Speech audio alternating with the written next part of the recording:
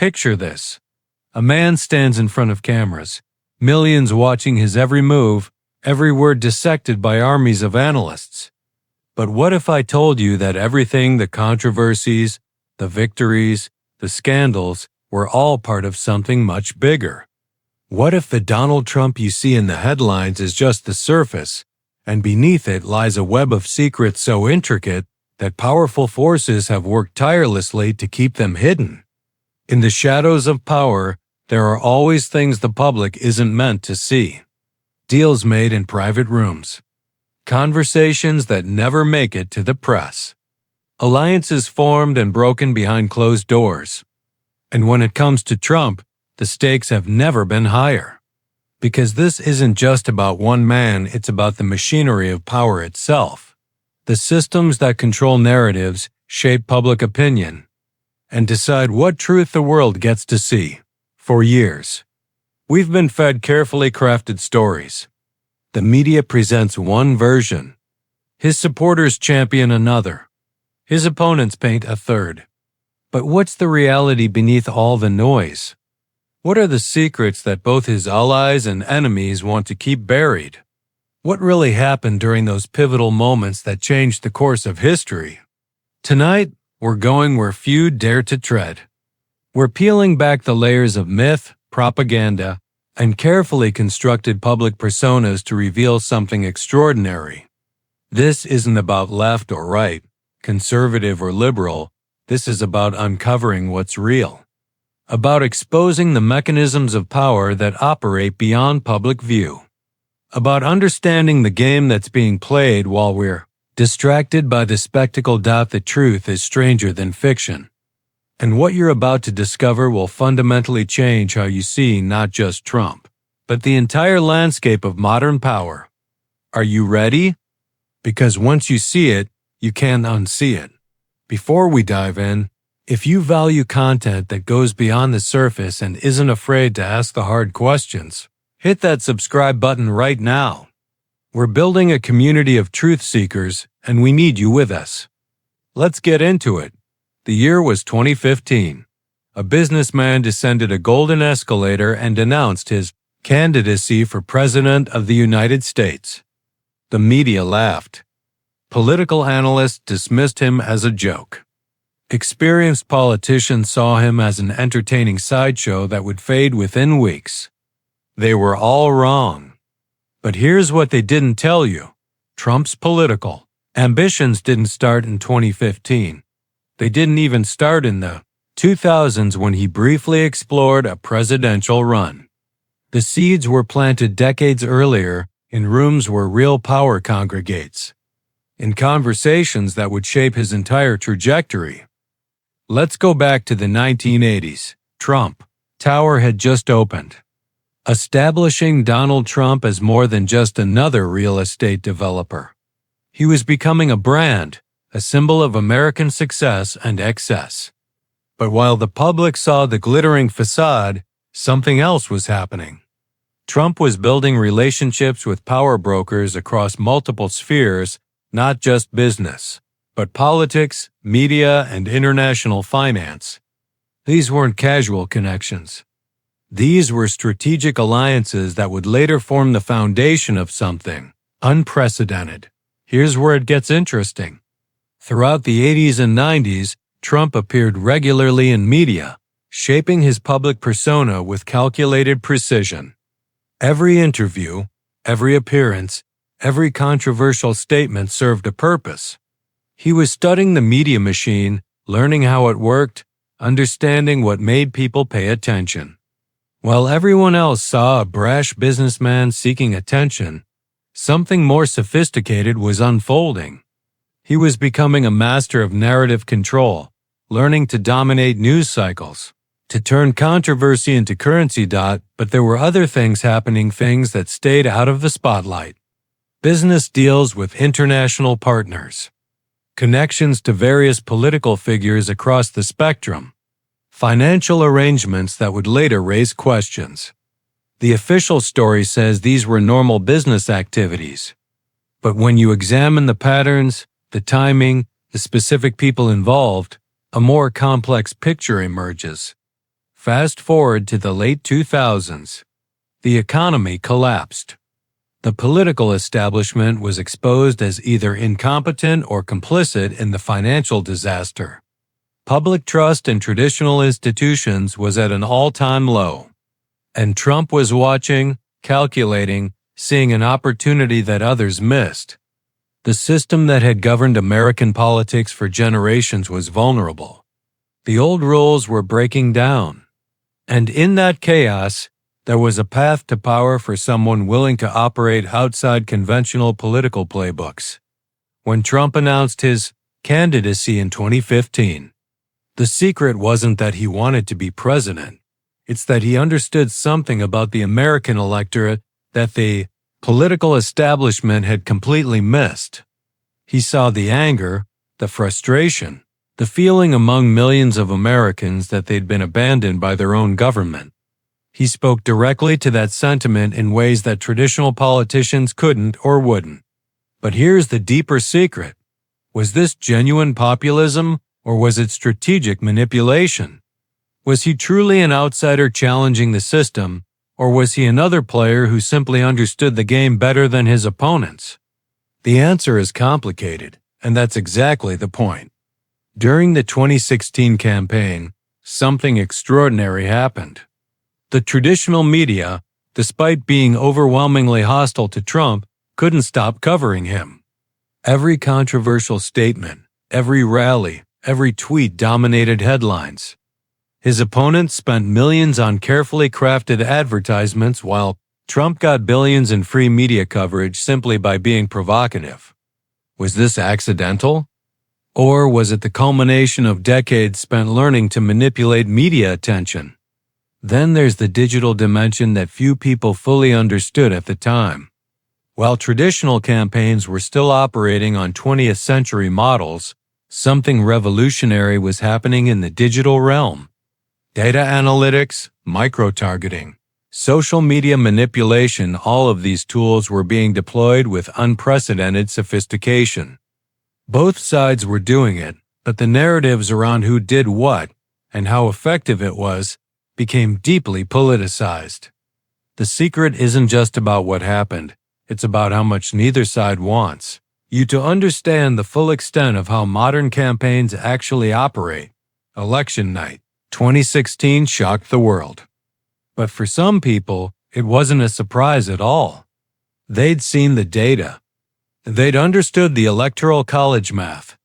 They'd recognized that the national polls were missing crucial details about specific battleground states. The secret they're hiding isn't just about one election. It's about how modern political warfare actually works. How data and technology have fundamentally transformed the exercise of power in ways the public barely comprehends. Once Trump entered the White House, the real secrets began to multiply. Presidential power operates on multiple levels. There's the public-face executive orders, speeches, press conferences. There's the political machinery negotiations with Congress, party politics, public messaging. But then there's the hidden layer, the intelligence briefings. The classified decisions, the private conversations with foreign leaders, the internal struggles between different factions of government. What the public saw was constant chaos. Staff turnover, Twitter controversies, investigations, media battles. But was the chaos the point? Think about it. While everyone was distracted by the latest scandal or controversial statement, what was actually happening in terms of policy implementation? Judicial appointments, regulatory changes, international negotiations? The secret is that the spectacle and the substance operated on different tracks, and the spectacle was so consuming that the substance often went unexamined. Consider the Russia investigation. For years, this dominated American political discourse. One side insisted it would prove collusion and bring down the president. The other side called it a witch hunt and a hoax. But here's what both sides don't want to fully acknowledge. The real story was more complex than either partisan narrative. There genuinely were Russian interference operations. There genuinely were contacts between Trump campaign figures and Russian-connected individuals. But the nature and significance of these contacts became so politicized that having an honest conversation about what actually happened became nearly impossible. The Mueller report itself is a perfect example. How many people actually read it? Most people just absorbed whatever interpretation aligned with their pre-existing beliefs. The secret isn't hidden in some classified document. It's hiding in plain sight in a publicly available report that few people engaged with directly. Both sides claimed it vindicated their position, which tells you everything about how thoroughly narrative had triumphed over objective reality. Then there's the business empire. Trump never fully divested from his businesses while serving as president. This was unprecedented in modern times. The official position was that his sons would manage everything, creating separation. But critics argued this wasn't real separation, that there were constant conflicts of interest. Here's the secret. Both sides were performing for their audiences. Everyone involved understood that business and politics would inevitably intersect. But neither side wanted to acknowledge how thoroughly this has always been true. How many presidents and politicians have had complex financial entanglements that raised ethical questions? Trump was just more visible about it, which paradoxically made it easier to attack and easier to defend. International relations during the Trump presidency provide another layer of hidden truth. The public narrative was that Trump was either a brilliant deal-maker, reshaping global power dynamics, or a reckless amateur endangering American alliances. The reality? Probably neither. International relations operate on long-established tracks that individual presidents can influence but rarely transform. But what did change was the style, the personal diplomacy, the public disputes with traditional allies, the unexpected overtures to adversaries. Was this strategic disruption or dangerous incompetence? The secret is that even the experts disagree, and the people most certain about the answer are usually the least informed about the complexities involved. Take North Korea. Trump became the fame. First sitting U.S. president to meet with a North Korean leader. Historic summit in Singapore, photos shared around the world. His supporters called it unprecedented diplomacy. His critics called it a propaganda victory for a dictator. But here's what both sides won't tell you. Nothing fundamentally changed. North Korea still has nuclear weapons. The diplomatic relationship didn't transform. But the spectacle itself became the story, overshadowing the substance or lack thereof. Or consider the trade war with China. Tariffs, negotiations, Phase 1 deals, ongoing tensions. The public narrative was about bringing manufacturing back to America, about challenging Chinese economic practices. But the deeper secret? The U.S.-China relationship is the defining geopolitical dynamic of the 21st century, and neither country can afford to fully decouple. The trade war was simultaneously real and performative real economic impacts, but also political theater for domestic audiences on both sides. The actual power struggle between the United States and China operates on multiple dimensions that trade policy only partially addresses. Then there's the pandemic. In early 2020, COVID-19 arrived in America and everything changed. The handling of the pandemic became intensely politicized, with Trump at the center of the storm. But here's the secret they're hiding. The pandemic exposed fundamental weaknesses in American governance that transcend any individual leader. The federal government's capacity to respond to a health crisis was limited. The relationship between federal and state authority was unclear. The public health infrastructure was underfunded. The ability of Americans to agree on basic facts had already eroded. Trump's specific decisions mattered. But the deeper truth is that the American system itself was vulnerable in ways that would have challenged any administration. Vaccine development under Operation Warp Speed was genuinely remarkable as scientific and logistical achievement that delivered multiple effective vaccines in record time. But even this success became politicized, with various factions claiming or denying credit in ways that had more to do with political positioning than honest assessment. The secret is that the pandemic revealed how thoroughly political tribalism has infected American society, making it nearly impossible to have good faith debates about complex issues. As Trump's presidency continued, the institutions of American democracy faced unprecedented stress tests.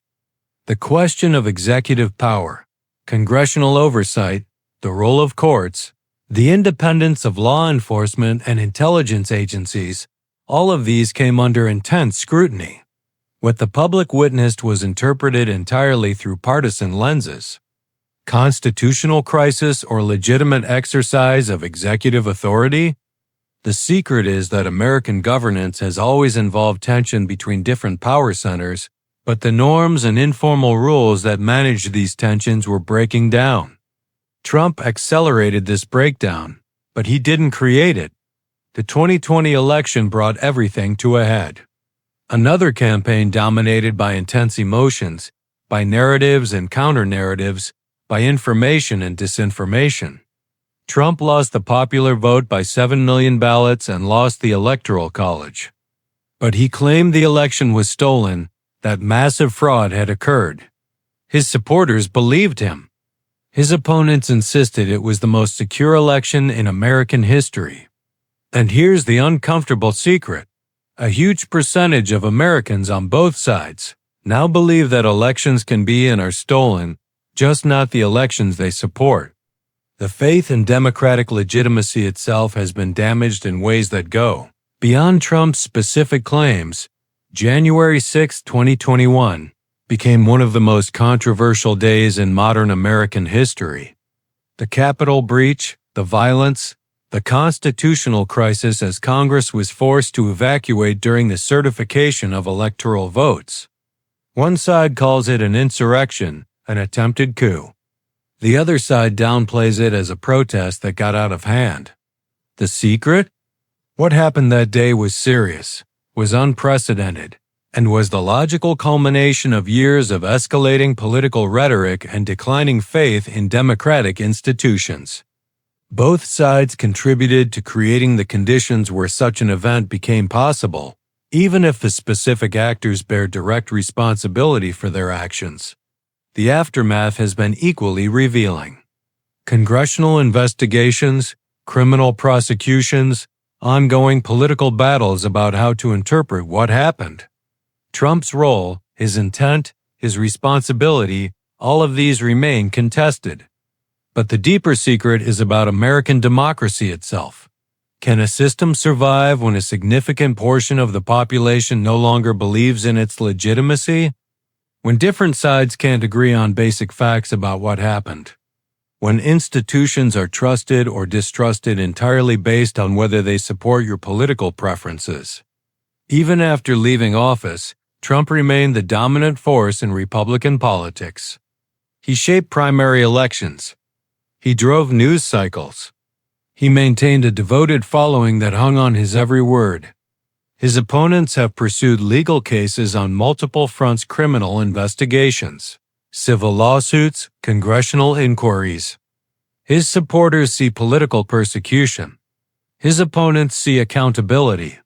And here's the secret. In American politics now, almost nothing is evaluated on its merits anymore. Everything is immediately run through partisan filters where the same action is legitimate or illegitimate depending entirely on who's doing it.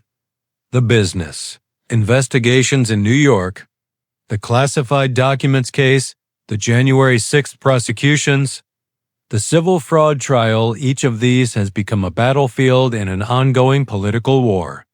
Are these legitimate legal proceedings or weaponization of the justice system? The secret is that we've reached a point where legal proceedings and political combat have become almost indistinguishable, where prosecution decisions are immediately politicized where even the most straightforward legal principles are interpreted through partisan lenses. And now, in 2025, Trump is back in the White House after winning the 2024 election. He defeated Kamala Harris and returned to power in a political comeback that few thought possible. What does this tell us? That reports of his political death were premature. That his base remained loyal through everything? That the Biden administration and Democrats failed to address the concerns that put Trump in office in the first place? All of these things and more. So what's the ultimate secret they're hiding about Trump? Here it is. Trump himself isn't the secret. He's a symptom, a manifestation of deeper forces reshaping American politics and society. The real secret is about us, about how thoroughly we've allowed tribalism to replace critical thinking, about how we've surrendered nuance for narrative, about how we've permitted complexity to be flattened into simplistic heroes and villains. The secret is that modern power operates through narrative control, through the manipulation of attention, through the exploitation of our cognitive biases and emotional responses. Trump understood this intuitively and leveraged it brilliantly. But he didn't invent it. The media industrial complex, the political consulting class, the donor networks, the interest groups, all of them have been operating this way for decades. Trump just did it more brazenly, more effectively, and in ways that expose the entire system. The secret is that most of what we think we know is filtered through layers of bias, narrative construction, and strategic messaging. The truth about Trump, like the truth about most complex political figures, doesn't fit neatly into any single story. He's simultaneously a legitimate political force representing genuine grievances and a con artist exploiting those grievances. He's both a shrewd operator who understands power and a chaotic figure who creates constant crises. He's genuinely anti-establishment in some ways, while being thoroughly embedded in elite networks and others. The secret they're hiding is that our political system itself has become a form of theater where the performance often matters more than the substance, where the spectacle distracts from the substance, where we're all encouraged to pick sides and then defend them regardless of evidence or logic. And until we acknowledge this, until we recognize that we're all being played to some degree, we'll continue to be trapped in increasingly destructive cycles of political warfare. This isn't about defending or attacking Trump. This is about understanding the game that's being played with all of us as pieces on the board. The real power doesn't lie with any individual politician, no matter how influential. It lies with the systems that shape how we think, what we believe, what we pay attention to, and what we ignore. And those systems want us fighting each other over personalities and partisan labels instead of questioning the fundamental structures of power itself. So there's your secret. Not a single smoking gun or conspiracy, but something more profound. We've all become participants in a political reality show, where the drama is real but the script is being written by forces most of us never see. And the only way out is to start questioning everything, not just the narratives we oppose, but especially the ones we embrace. Because the truth is always more complex, more nuanced, and more uncomfortable than any side wants to admit. The question isn't what they're hiding about Trump. The question is what we're hiding from ourselves about how power really works, about how thoroughly we've been conditioned to engage with politics as tribal warfare rather than as citizens, genuinely trying to govern ourselves effectively. That's the secret. And now you know. Thanks for watching. If this opened your eyes to something you hadn't considered before, share it with someone who needs to see it. Subscribe for more content that challenges the narratives. And remember, the truth is rarely found in the headlines. It's found in the questions they don't want you to ask. See you in the next one.